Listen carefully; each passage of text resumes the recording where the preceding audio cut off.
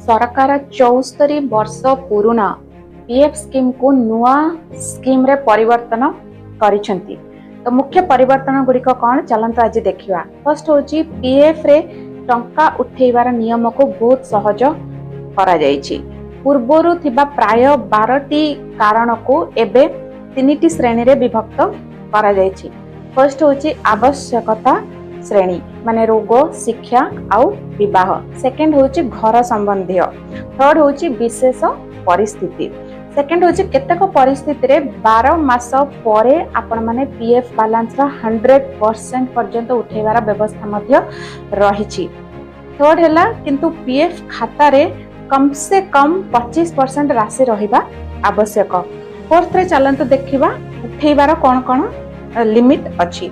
शिक्षा पई आपण माने सर्वाधिक 10 थर उठेई पारिबे। विवाह ओ घर पई किना प्रत्येक 5 थर उठेई पारिबे।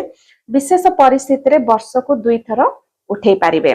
5 रे देखिबा संपूर्ण पीएफ उठेई पारिबे केवल केबे।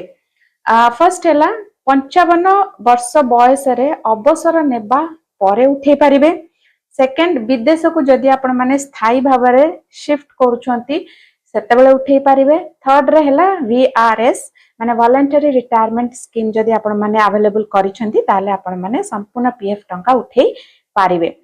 चाकरी बदल मध्य रे साधारणतः 12 मासर अपेक्षा समय रहिबो।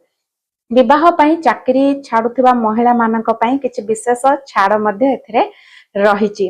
तो कोन कोन अछि जोटा कि चेंज हेई नै माने अपरिवर्तित रहिछि। चलंतु देखिबा 12% जो ईपीएफ रो अवदान सेथरे कोनोसी चेंज नाही।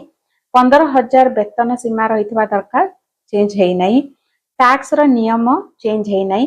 पुराना सदस्य माने स्वयं चालित भावे नुआ स्कीम को स्थानांतरित हेबे।